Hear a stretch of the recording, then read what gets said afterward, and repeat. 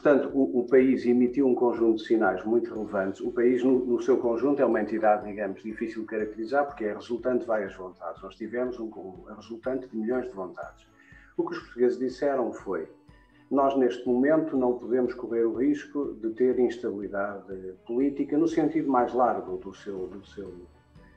da sua interpretação. E, portanto, a votação do professor Marcelo Rebelo de Sousa é claramente a votação na personalidade que as pessoas entendiam que era mais experiente, que estava em melhores condições de manter o rumo do país e que oferecia, digamos, os requisitos de moderação, de ponderação e, sobretudo, nós conhecíamos-lo, portanto, sabíamos ao que vinha. Não estou a dizer com isto se todos votaram pela mesma motivação, com o mesmo entusiasmo. Houve seguramente também no professor Marcelo Rebelo de Sousa um voto útil. Mas houve sinais preocupantes e alguns que têm que ser ditos, que têm que ser lidos do ponto de vista da coesão social que o Dr. Paulo estava a levantar. Não é normal que um partido que é um partido que advoga causas bastante disruptivas tenha um resultado na personalidade que o dirige tão intenso, tão forte e com uma dispersão territorial tão grande. Isto é um grito de alerta de um setor da sociedade que manifesta insatisfação, que manifesta naturalmente algum incómodo com a situação que se vive.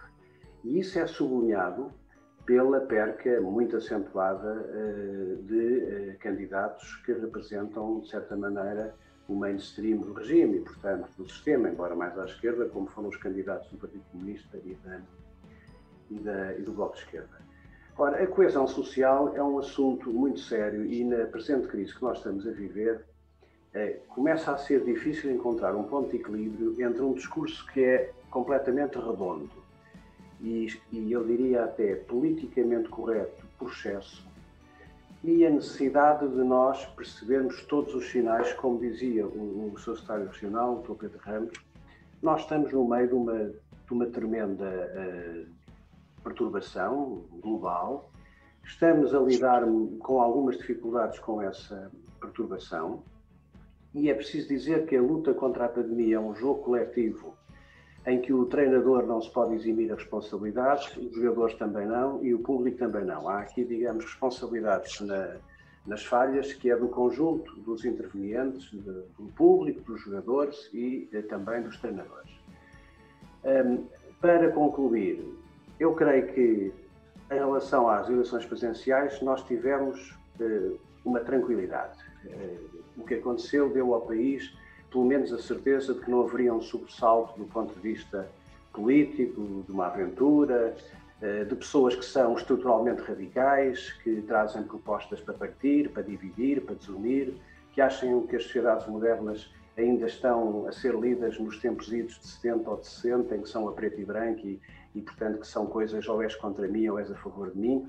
Essas pessoas têm um pensamento que eu respeito, mas naturalmente que não, com o qual não me identifico, e são pessoas que representam muito o passado, um ideário do passado, um ideário perdido no tempo. O professor Marcelo Rebelo de Sousa, nesse sentido, pode ser um elemento favorecedor dessa bendita coesão social. Mas, meu caro Dr. Paulo Nunes de Abreu, não haverá coesão social se, como me insinuava, de uma forma implícita, mas que eu percebi muito bem o Dr. Pedro Ramos, se não houver a capacidade de haver vontade de todos se envolverem na resposta à crise pandémica. E eu diria que todos é todos. E, portanto, não é esta questão. Os jogos da política, neste momento, deviam estar suspensos. Nós devíamos ter a capacidade de chamar a ordem dos médicos, dos enfermeiros, os farmacêuticos, a sociedade civil, os próprios operadores privados. Devíamos estar a trabalhar dia a dia, em pleno.